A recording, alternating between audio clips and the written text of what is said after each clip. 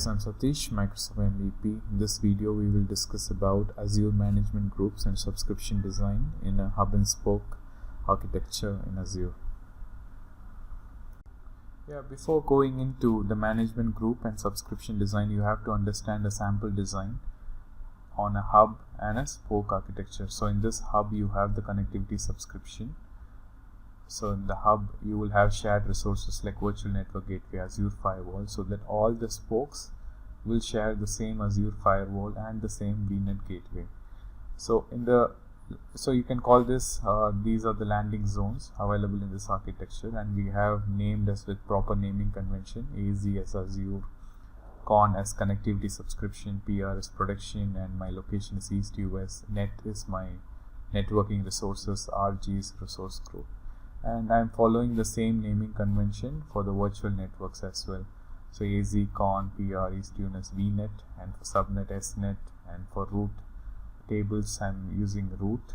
Okay, so let's consider I have two business units. So BU1 is my first business unit, BU2 is my second business. So in your case it could be your company name, or it could be your specific project if you want to see your consumption separately, or if you want to have a dedicated team to access. Management groups helps you to efficiently delegate things on a management group level instead of on a resource group level. So in this hub and spoke architecture, if you see, I'm keeping Azure 365 Pro is my root company name, and I have platform and I have workloads. Decom is decommissioning and decommissioned resources and a sandbox environment. So below platform I'm keeping my connectivity subscription, where my Azure firewall, VNet gateway, maybe app gateway will come. So I'm naming this subscription as subs, con, prod. Subs is subscription, connectivity and prod environment, and management is where we will have our automation accounts, also these log analytic workspaces. So I'm naming this subscription as subs, management, MGMT, prod. Identity is where my identity resources like domain controllers, if you have multiple forests, all your domain controllers will come into your identity subscription. So the main thing we are differentiating as platform and workloads is when you assign some sort of policies on the platform, and if you assign some sort of policies on workloads, you can differentiate. You can have different set of policies. And also in terms of access management, if you have a specific team to have handling workloads, you can have access level on workloads separately and platform separately. If you have a small team, you can have access level on the Azure 365 Pro level. Also, it makes your life easier when the company grows, or you don't have to re-architect anything, right? So you can just scale up and scale down. The resource and also management groups can be renamed, can be moved around at any point of time, so it's more flexible. But you should be more concerned on the subscriptions, right? Once you build resources on the subscriptions, moving resources within subscriptions is not easy, it's more tedious, right? So management groups is always you can restructure. If you want to create one more hierarchy, it's also you can do it. So let's create this management groups hierarchy in Azure. In this video we will create these management groups, and we will create these subscriptions and assign them. I have planned for some video series that we will create this hub and spoke architecture, and we will place into these subscriptions. So in this video we will create these management groups and subscriptions. Okay, let's see it. Let's create the first management groups. So just click on add, create new, and put your management group ID and your display name. So let the management group gets created. Now let's create a platform management group below Azure 365 Pro management group. Create new, platform, submit. I'm just creating as per the diagram which I showed you earlier.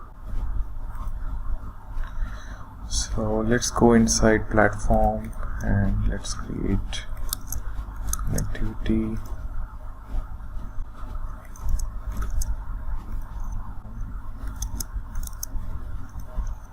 Let's create workloads. Let's go inside workloads and create business unit 1. I'm just putting a friendly name as business unit 1. It could be your project name, it could be anything as per your business,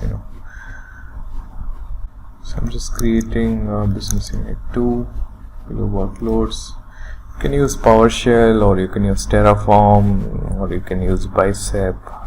There are a lot of ways to populate this quickly, but I just want to do everything manual on this, so that you get a clear understanding on how it's being done.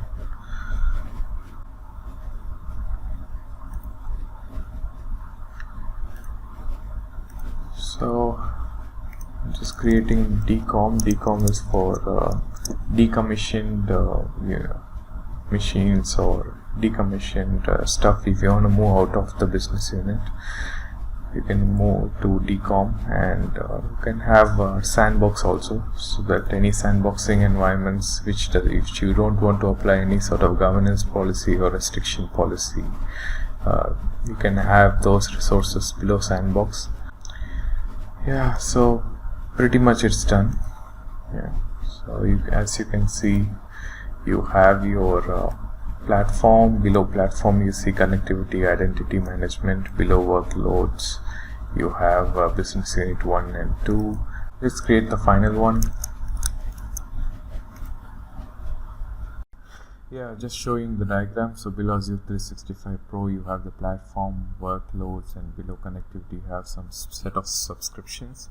So now we will create those subscriptions below connectivity and management, identity, and business unit 1 and business unit 2. Yeah, so subscription doesn't cost you anything. It will link to your primary account, so that shouldn't be a problem. So let's create those subscriptions now. So I'm renaming my default subscription to 365 Pro to Subcon Prod.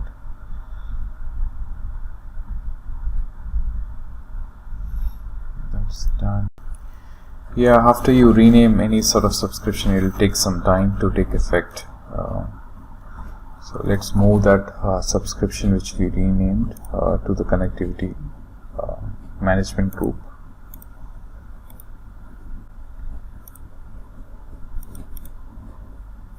If you see, the subscription has been moved.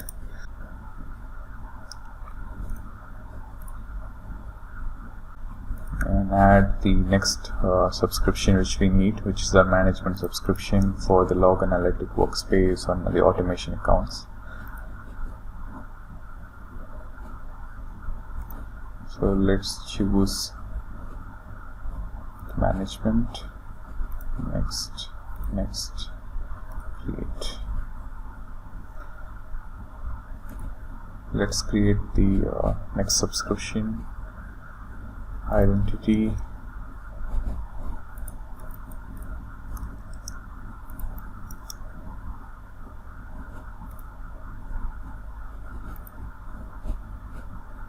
choose identity, create.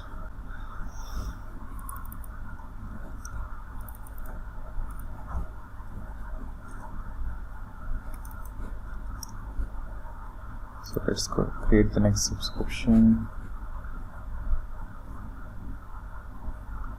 for business unit 1.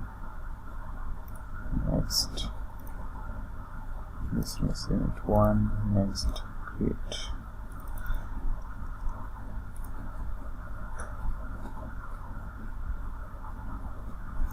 Now let's create business unit 2. I'm not going to show about tagging policies, naming convention in this video. Maybe I'll create a dedicated video for tagging. Great. Now after creating the subscriptions, if you see, the subscriptions have been mapped below management groups as planned. Now the good part is if you want to have a permission model, it's much easier.